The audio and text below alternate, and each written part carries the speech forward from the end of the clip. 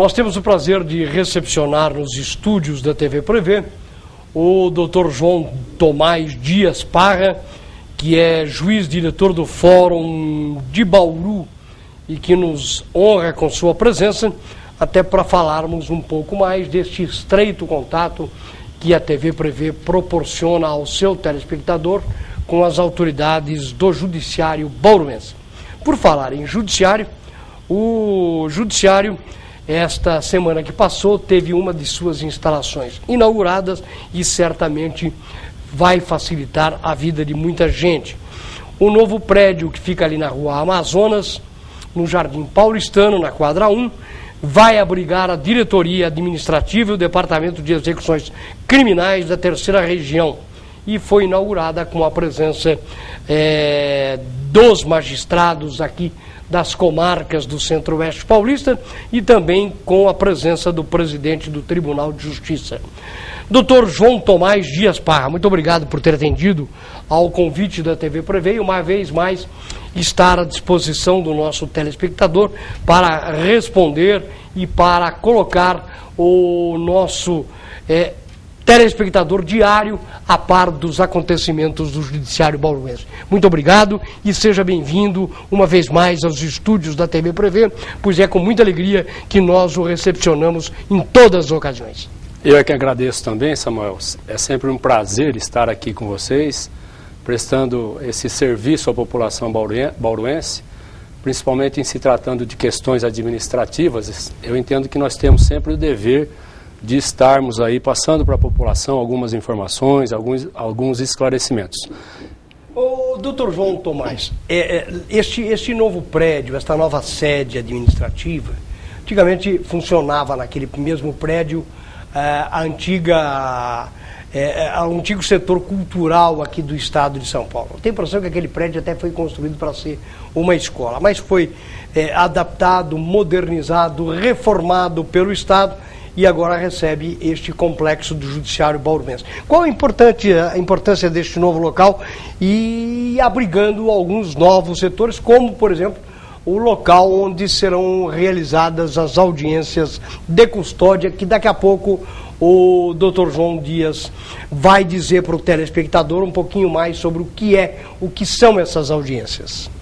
Na verdade, Samuel, esse prédio ele era uma necessidade premente do nosso judiciário aqui de Bauru, porque algumas atividades que eram desenvolvidas em outros locais estavam com adaptações precárias. Nós tínhamos, por exemplo, algumas dessas atividades sendo desenvolvidas ali no prédio da Avenida Cruzeiro do Sul, 633, o prédio da antiga CESP, e que estava cedido pela prefeitura ao fórum local. Nós tínhamos ali então a diretoria regional administrativa da 3ª região, ou melhor, departamento administrativo da 3ª região administrativa do estado. Tínhamos também o colégio recursal que funcionava ali e algumas atividades relacionadas a perícias, tanto a perícia do IMESC, como também a perícia que é feita para os servidores do Poder Judiciário. Todas essas atividades ali nesse espaço, mas em instalações, como eu disse, precárias. E com essa conquista, que aliás foi uma conquista dos colegas Ana Carla Cricione dos Santos e Davi Márcio Prado Silva, conquista essa capitaneada pelo nosso deputado Pedro Tobias, nós conseguimos transferir esses órgãos para esse novo prédio. E lá as instalações são bem adequadas. Como você falou, era um prédio cuja administração estava a cargo da Secretaria da Cultura e que, por decreto do governador do estado de São Paulo, essa administração foi transferida para o Tribunal de Justiça em fevereiro do ano passado. E para lá, então, foram transferidas essas atividades e também o DECRIM, que o DECRIM foi instalado aqui em Bauru no ano passado, em junho do ano passado, mas ele estava provisoriamente instalado no outro prédio que nós temos, que é o antigo Espaço Bauru. Então o DECRIM, que é o Departamento Estadual de Execução Criminal, estava instalado nesse prédio e também foi transferido para esse novo prédio da Rua Amazonas. Então lá hoje nós estamos com a DARAGE, que é esse departamento da 3ª Região Administrativa do Estado, o DECRIM, o Colégio Recursal, que é um órgão que cuida dos processos do Juizado Especial Cível em grau de recurso, todos os processos que tramitam no Juizado Especial Cível, que é o antigo Juizado Especial de Pequenas Causas. Quando há recurso, eles não são remetidos para o Tribunal de Justiça em São Paulo. Eles são julgados aqui mesmo em Bauru por 3 juízes que compõem as turmas recursais, o Colégio Recursal. O Colégio Recursal é formado por 3 turmas recursais, cada uma delas com 3 juízes. Então esses processos são julgados nesse órgão, Colégio Recursal, que também está sediado lá.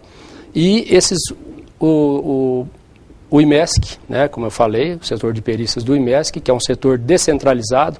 Antigamente as pessoas, principalmente quando ingressavam com ações envolvendo recebimento de seguro obrigatório, DPVAT, decorrente de acidente de trânsito, elas necessitavam de se deslocar até São Paulo para serem submetidas à perícia médica lá junto ao IMESC. E o IMESC descentralizou a realização dessas perícias e hoje nós temos então um desses departamentos de descentralização aqui em Bauru, que está nesse prédio. E também hoje estamos abrigando nesse novo prédio uma central facilitadora do Ministério Público para digitalizar os processos criminais. Então, as denúncias formalizadas a partir de agora, elas já são formalizadas no modelo digital.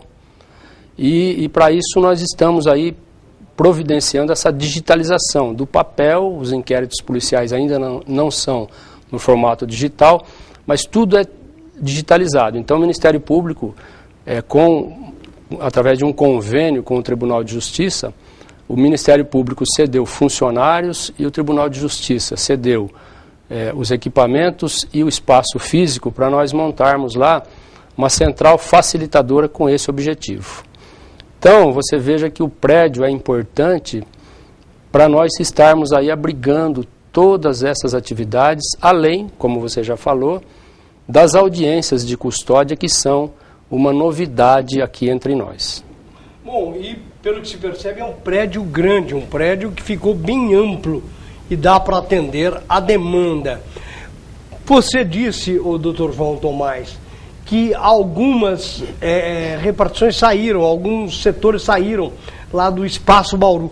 Ficou pequeno lá já aquele local, porque já tinha saído do fórum para ir para lá, ou de outro local para ir para aquele Espaço Bauru, onde foi um buffet antigamente. E agora uma parte sai de lá e vai para este novo prédio. Por quê? Exatamente. Nós temos uma carência de espaço muito grande. São varas novas, graças a Deus aí. Nós estamos aí atravessando uma fase de criação de vara, instalações de varas aí, anexos, e tudo isso demanda espaço físico. E realmente lá o prédio do Espaço Bauru acabou aí se tornando pequeno para isso, né? Nós temos até dificuldade, tivemos dificuldade recentemente aí, até para termos aí os gabinetes dos juízes, né? Nós tivemos a instalação da 3ª Vara de Família, e nós tivemos uma certa dificuldade até com relação a gabinetes de juízes lá nesse prédio.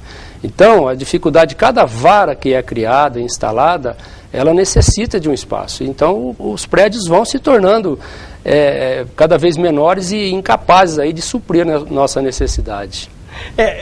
Eu até tinha deixado para o fim, mas eu vou até adiantar a pergunta. E é uma razão importante, porque o judiciário bauruense, que compreende além da esfera estadual, nós temos a esfera federal também, temos a esfera trabalhista, enfim, nós temos a necessidade de muitas demandas, e tudo isso em pontos longes e distantes um do outro. O ideal, claro, seria uma cidade judiciária que foi muito propalada, porque tem o deslocamento de pessoas, de serventuários da justiça, de advogados, enfim, se tivéssemos tudo junto num só local. Mas é um sonho de verão, não é? Um sonho que eu até falava sobre isso com o presidente do tribunal. Eu falei, doutor, um momento inoportuno. Ele falou, Samuel, de fato porque grana o Estado não tem, o governo federal não tem, a prefeitura não tem, o judiciário não tem, estamos economizando cafezinho. Imagina fazer uma cidade judiciária e um novo prédio. É por aí, né, João? Exatamente.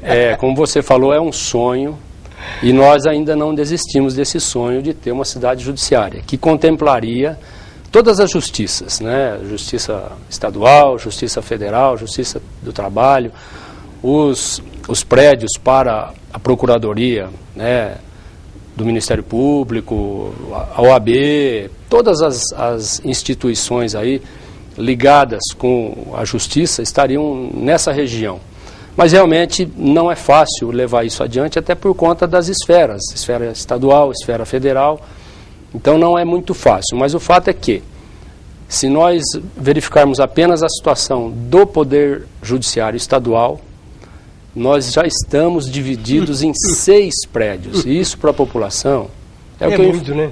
É difícil. Eu enfatizo sempre que quando nós lutamos, nós reivindicamos, e disse isso lá no meu discurso na cerimônia de sexta-feira, quando nós reivindicamos um novo prédio para o Fórum Estadual, não é para conforto de servidores, de juízes, muito pelo contrário, nós queremos o conforto da população que sofre com isso. E o que eu disse lá, hoje, quando a pessoa recebe uma intimação para comparecer no fórum, automaticamente, cidade interiorana, a pessoa já liga esse comparecimento ao fórum da Bela Vista, quando na verdade às vezes é em outro prédio. Então já presenciei isso várias vezes e isso me causa uma tristeza profunda. Presenciei casos de pessoas comparecendo ali no fórum da Bela Vista, onde eu trabalho, para uma audiência na 2ª Vara Civil, da qual eu sou titular, mas na verdade a audiência da qual ela teria que participar era na 2ª Vara de Família e Sucessões, que fica no Espaço Bauru, a 10 quilômetros de distância. Então você vê, a população sofre com isso, não sabe onde ficam, muito embora conste das intimações, das notificações, o endereço, mas a pessoa automaticamente ela já liga com aquele prédio, né?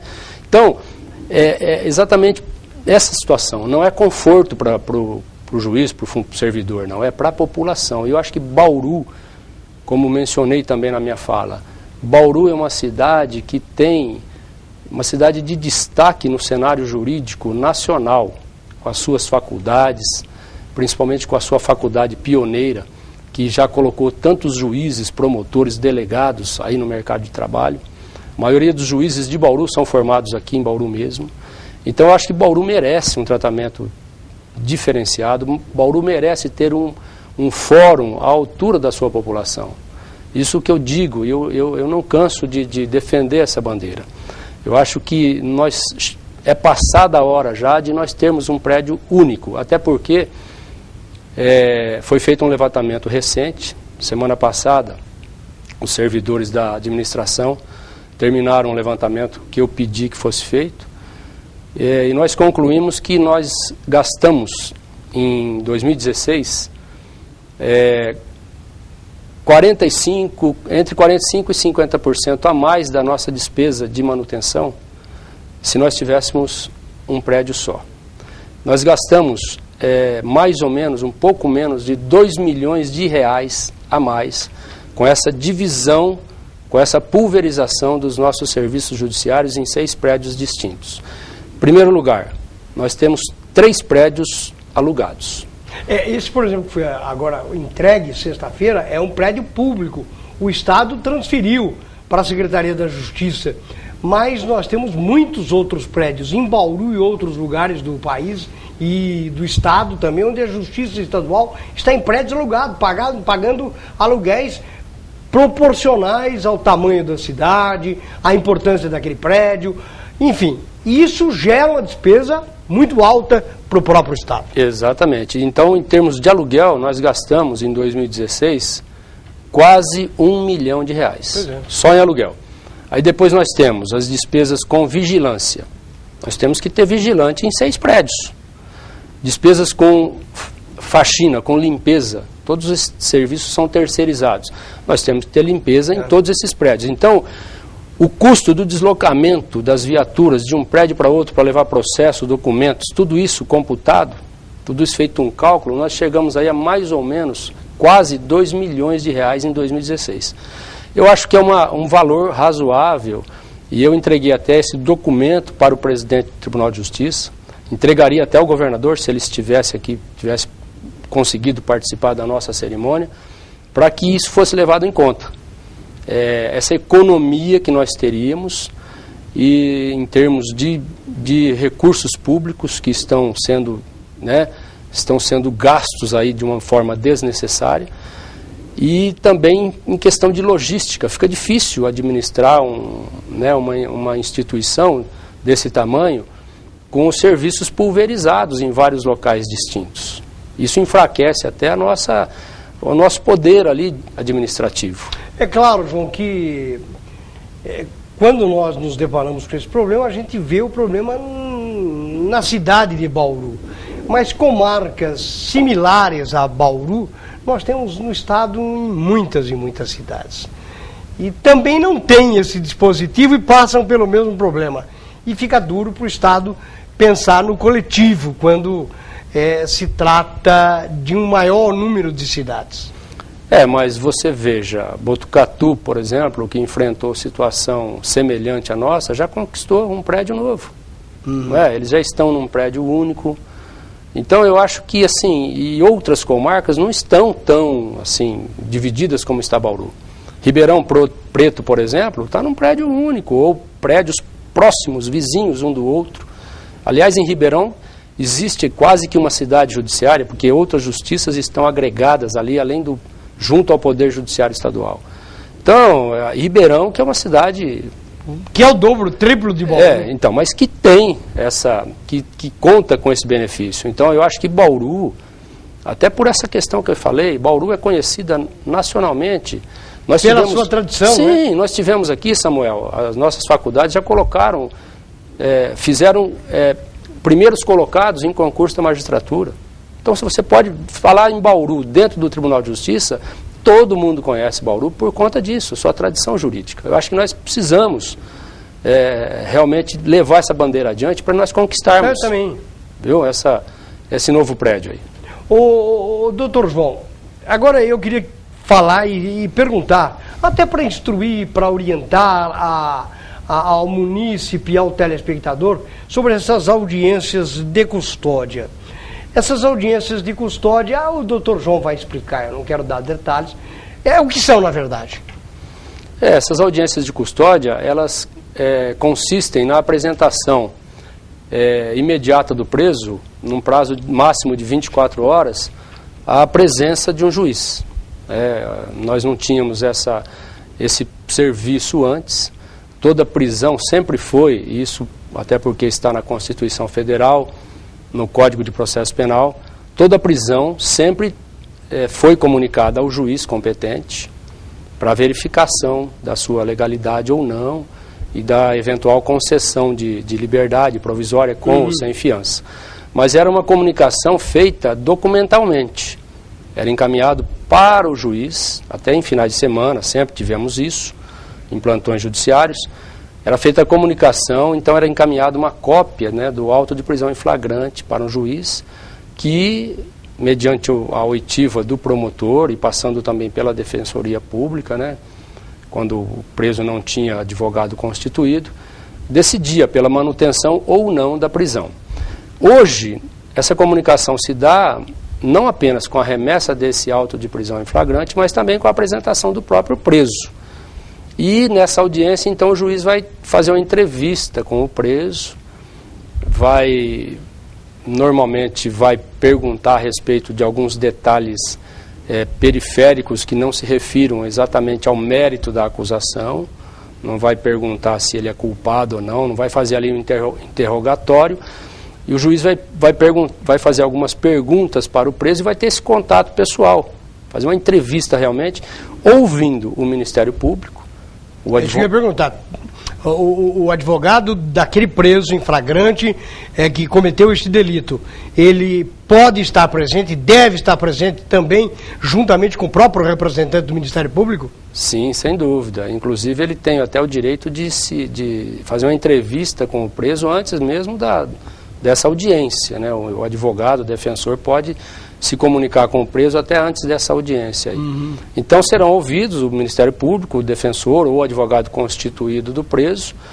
O preso também, quando houver queixa de maus tratos ou eventual tortura, o preso será submetido também a um exame de corpo de delito pelo IML. E ali o juiz decidirá pela legalidade da prisão e também vai verificar a necessidade ou a conveniência de ser mantida essa prisão ou não. Então, tudo isso é analisado nessa audiência de apresentação que se chama de audiência de custódia. Evidentemente que é um assunto ainda meio que polêmico, alguns entendem que essa audiência não resolve, que ela não se justifica, mas o fato é que nós temos uma determinação para ser cumprida. Não há uma lei ainda estabelecendo as diretrizes dessa audiência de custódia. O que nós temos são resoluções do CNJ, que é o Conselho Nacional de Justiça, e do Tribunal de Justiça do Estado de São Paulo, determinando a sua realização. Foi até estabelecido um cronograma e Bauru, dentro desse cronograma, Bauru, então, iniciou as suas audiências no dia 6 de fevereiro próximo passado. Nós estamos realizando as audiências de custódia, por enquanto, apenas durante a semana, nos dias úteis, de segunda a sextas-feiras. A partir do dia 23 de setembro, nós passaremos também a realizar as audiências de custódia nos finais de semana e feriados.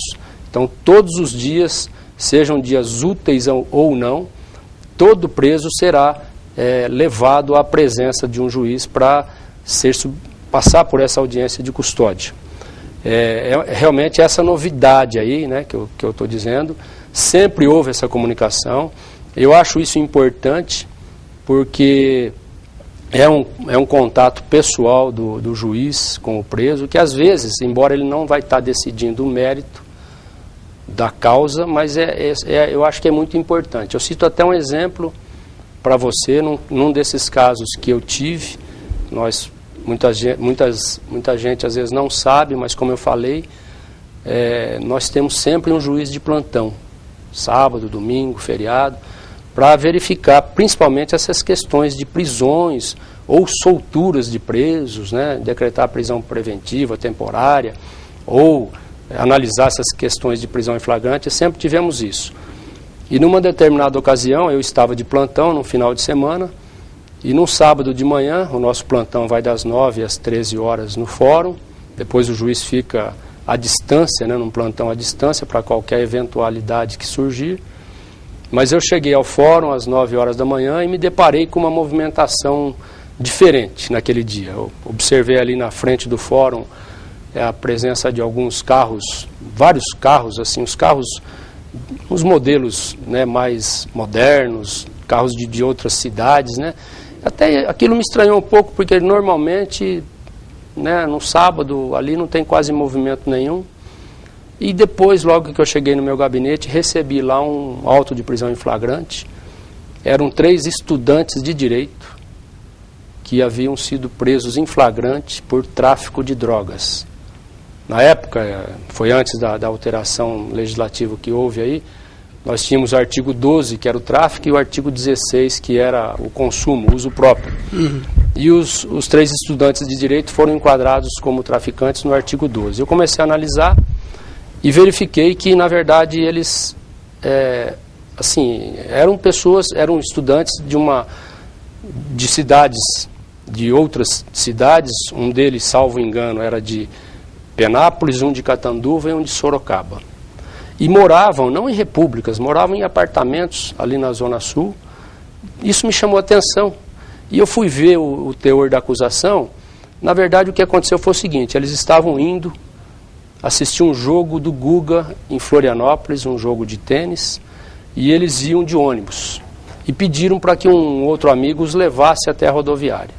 e eles desceram pela Avenida Nações Unidas para a rodoviária, e no trajeto o veículo foi abordado numa blitz da Polícia Militar, e uma revista ali nos pertences deles foi encontrado em cada uma das mochilas desses 3 estudantes que iriam para Florianópolis uma certa porção de maconha. E na interpretação do delegado, eles teriam dividido essa droga nas 3 mochilas com a intenção de descaracterizar o tráfico. Mas, na verdade, eles estavam levando a droga para ser comercializada em Florianópolis. Na minha visão, eu entendi que, diante daquela situação, eu entendi que eles não tinham necessidade de estar comercializando essa droga lá, que eles iam levar essa droga para uso próprio. E pensei até, veja só, naquela ocasião, eu pensei até em ir até a delegacia, porque eles ainda estavam na delegacia. O flagrante foi feito durante a madrugada, eles permaneceram ainda na delegacia, não tinham sido conduzidos ainda para o CDP. Eu pensei em ir até a delegacia para ter o contato com eles, para sentir no contato físico, para ver. Às vezes você olhando para a pessoa, você sente, você tem aquele feedback. Então eu vejo que se nós estivéssemos hoje na audiência de custódia, o juiz certamente verificaria se eles estariam realmente levando aquela droga para uso próprio ou para a venda, que seria o tráfico. E comecei já a preparar a minha decisão no sentido de conceder a eles a liberdade provisória, entendendo que aquilo, em princípio, não caracterizava tráfico, em função dessas circunstâncias que eu falei. Na minha visão, eles não necessitavam estar levando aquela droga para ser comercializada.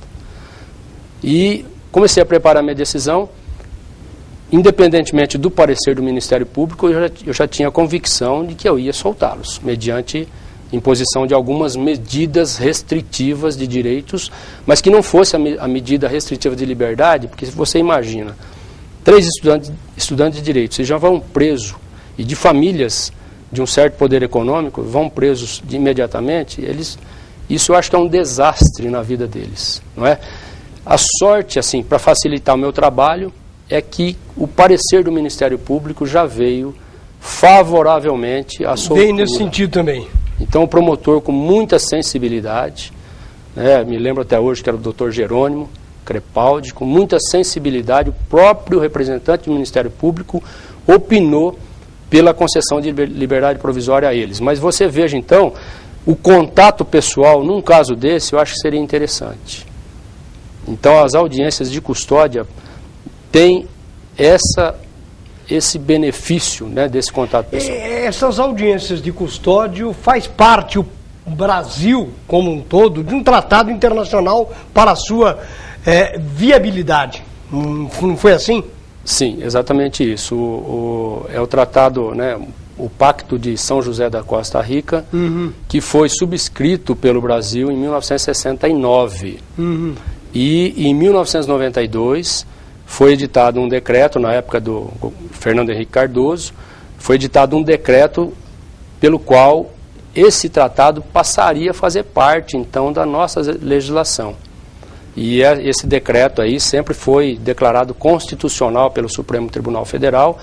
Então você veja que desde 92 nós teríamos que ter cumprido isso, mas agora essas audiências de custódia, elas começaram aqui a ser implantadas entre nós por um convênio feito entre o Ministério da Justiça, o CNJ, que é o Conselho Nacional de Justiça, e o Tribunal de Justiça do Estado de São Paulo, que promoveram toda essa adaptação e desenvolveram esse projeto.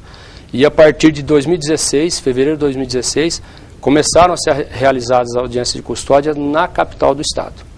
E em Bauru só agora em 2017. E Bauru atende nessas audiências de custódia só a comarca de Bauru ou as comarcas circunvizinhas?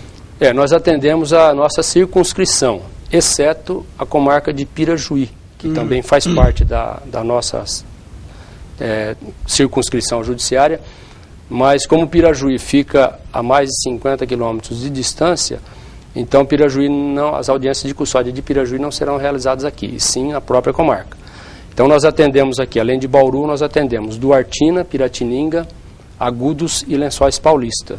Todos os preços dessas comarcas Pederneiras não? Pederneiras não, porque já pertence à circunscrição judiciária de Jaú. E Jaú ainda não está ainda participando, ainda não está no cronograma das audiências de custódia, vai ser um pouco mais para frente. Doutor João, eu percebo que essas audiências de custódia, claro que foi em função do Pacto de São José da Costa Rica, ela obedece um pouco daquilo que é praticado em muitas justiças do mundo inteiro. É sabido, por exemplo, nos Estados Unidos, que em função de ter lá uma Constituição muito simplista e a magistratura trabalhar-se através das decisões consuetudinárias, ou seja, de usos e costumes, lá qualquer probleminha acontece exatamente o que acontece hoje com as audiências criminais de custódia. Por exemplo, um acidente de trânsito, um acidente comum, doméstico, um conflito de pequeno porte, de pequena monta, o caso vai imediatamente para a corte, que eles chamam de corte lá. Claro, também aqui chamaria. Mas vai na presença de um juiz que não só ouve, mas decide o andamento processual, o rito que deve ser cumprido. E você deve saber bem disso. E eu constantemente vou aos Estados Unidos, com uma formação jurídica, gosto de me cientificar daquilo que acontece. E leio muito sobre isso lá. E a decisão... Caminhamos para isso no Brasil, será, João? Ou não? Porque temos uma Constituição e legislações muito específicas para a amplitude jurídica dos casos que aqui acontecem. O que eu vejo, Samuel, é que nós não temos estrutura para isso. Na verdade, o sistema nosso já prevê alguma coisa nesse sentido. Veja, por exemplo, a Lei 9.099, de 95, que criou, né, o juizado, que tratou dos juizados especiais cíveis e criminais. Existe essa previsão de que assim que acontece o fato, o autor do fato, a vítima, as testemunhas serão conduzidas à presença de um juiz para fazer uma audiência, né, aquela audiência preliminar que é chamada, em que o juiz pode fazer ali, propor uma transação penal. Né? Então, se o autor do fato é primário, de bons antecedentes, ele não tem processo, ele faz uma transação penal. No início, até, essa transação penal ele iria recolher uma certa quantia em dinheiro em DARF para o Estado. Depois houve uma mudança legislativa e hoje admite-se outras formas de transação, inclusive em doações de cestas básicas. Mas a ideia era essa: aconteceu o fato, as pessoas envolvidas serem conduzidas pela autoridade policial até um juiz de plantão para realizar essa audiência preliminar. Mas nós não temos essa estrutura. Então, na época, eu me recordo, eu acompanhei isso, né? Na época eu era juiz em Urupês. E o que eu fiz? Até para agilizar o procedimento, porque não tinha essa previsão de se acontecer um fato, o delegado já levar para o fórum. Até porque eu era o único juiz da comarca, eu tinha a minha pauta, a minha agenda, né? E o delegado não poderia chegar lá com, olha, aconteceu esse fato, estou apresentando, né, para Vossa Excelência, e não daria isso, seria impraticável. Mas o que eu fiz para evitar intimações e coisa e tal? Eu deixei alguns dias da semana, em uns horários, com o delegado, olha, o senhor pode marcar as audiências para esse dia, as pessoas já saem intimadas. Mas assim, já me programando para receber aquelas pessoas naquele dia, naquele horário, assim, com uma certa rapidez, uma semana depois, 15 dias depois, né, dentro da minha pauta ali. Mas a ideia do legislador era essa, que tivesse um juiz já à disposição. Tivesse um juiz à disposição, mas então nós não temos essa estrutura. A lei nós já temos. Então, infelizmente, eu acho que nós teríamos que ter, né, esse aparato aí para que nós pudéssemos cumprir a lei. E a gente vai tentando contornar a lei, porque você não tem como fazer, então você vai adaptando, não é? Eu, na época, adaptei dessa forma, porque senão viria o procedimento para o fórum, depois tem que intimar todo mundo para vir na audiência. Então o delegado já intimava todo mundo, ó, aconteceu, então vocês vão ter que ir no fórum, semana que vem, dia tal, tal hora. A pessoa ia lá, mas teria que ser imediatamente, né? Nós temos, claro que sempre conversar com o Dr. João Tomás Dias Parras é uma alegria muito grande, pela maneira como ele coloca, pelas coisas que poderiam ser problemáticas para ser conversadas, ele simplifica e coloca a sua ideia para o nosso telespectador. A dona Estela da Vila Soto, ela diz: boa tarde, Samuel e Dr. João. Como está a celeridade de nossos processos na comarca de Bauru? Também sofre com atraso por causa da grande demanda? O nosso judiciário funciona com mais rapidez? Dona Estela da Vila Soto. Olha, Samuel, eu posso dizer assim com um certo orgulho que em Bauru os processos tramitam rapidamente. Com algumas exceções, há processos complicados, complexos, né? Nós temos que compreender isso. Há processos que demandam a realização de provas, uma instrução mais complicada. Tem processos que nós temos muita dificuldade de concluir o ciclo citatório. Isso que as pessoas às vezes têm que entender. Uma ação de uso capião, por exemplo, uma ação fácil, uma ação que teria tudo para ser concluída rapidamente. Mas nós temos que citar muita gente, e às vezes o advogado não consegue indicar os endereços daqueles antigos proprietários, dos vizinhos. Todo mundo tem que ser citado sob pena de nulidade processual. Então nós temos que ter muita cautela. Então há processos desse tipo que se arrastam por anos na tentativa de se buscar esses elementos. E às vezes, como eu falei, uma prova mais complicada, não há como se decidir isso. Então cada caso é um caso. Mas no geral, e temos também umas ou outras varas que estão mais sobrecarregadas, vamos dizer aqui, embora sejam também um trâmite rápido, mas nós temos as varas da Fazenda Pública que têm uma distribuição muito elevada de processos em relação às demais varas. Então, assim, há aqueles gargalos, mas, no geral, eu posso dizer que na comarca de Bauru os processos tramitam com uma rapidez muito boa. Comparando, inclusive, ouço isso frequentemente de advogados que atuam em outras comarcas. Que bom. Então, eu acho que nós estamos numa posição assim, uma posição de vanguarda em relação a outras comarcas mesmo. Eu quero agradecer sobremaneira a presença do Dr. João Tomás Dias Parra, que é o diretor do Fórum de Bauru, que atendeu ao nosso convite e veio para poder dar essas explicações, colocar o telespectador a par de todas essas situações do nosso judiciário aqui de Bauru. Dr. João Tomás, muito obrigado pela sua presença. Claro que abusando da nossa amizade, do meu relacionamento com o nobre magistrado, nós temos o privilégio de convidá-lo e de convocá-lo para que ele possa ter este contato com o nosso telespectador, até porque sabemos da nossa importância de integrar a comunidade junto ao judiciário, junto a essas informações, e o amigo João tem sempre se colocado à disposição para essas informações. Muito obrigado, doutor João, pela sua gentileza de nos atender mais uma vez e de vir aos estúdios da TV Prevê. É sempre um prazer, Samuel, estar aqui, como eu disse, atendendo não só a um pedido seu, né, de um amigo, mas também com a convicção de que faz parte da nossa função como funcionários públicos em lato sensu aí, de estarmos aqui prestando contas e dando algum esclarecimento para a população.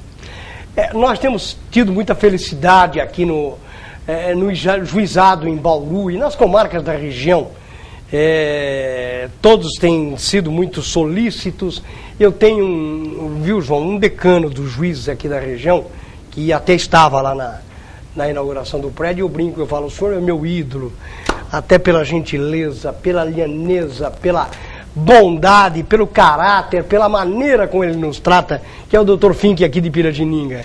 Eu sempre brinco, ele também está sempre à disposição a qualquer telefonema, qualquer solicitação por parte da TV Prevê, e quase todos da Justiça, do Trabalho, desembargadores que nos atendem para poder dar informações, entrevistas à TV Prevê, representantes do Ministério Público aqui, desta e de outras comarcas. Isso tem sido gratificante para todos nós, e os profissionais desta casa fazem este reconhecimento público porque entendem que também a vida do judiciário nem sempre se adequa para essas situações. Mas, porém, temos sido muito bem sucedidos e, felizmente, podemos transmitir ao nosso telespectador estas facilidades, a que mercê de Deus temos tido esta oportunidade. Muito obrigado mais uma vez. Disponha sempre, Samuel. Estamos encerrando o nosso enfoque regional, a nossa primeira matéria de estúdio desta semana. Aos que nos acompanharam, os nossos agradecimentos. Estaremos de volta amanhã nos horários alternativos da nossa programação. Um abraço a todos, uma boa semana e estaremos juntos novamente nestes horários na nossa programação jornalística de amanhã, se Deus assim nos permitir.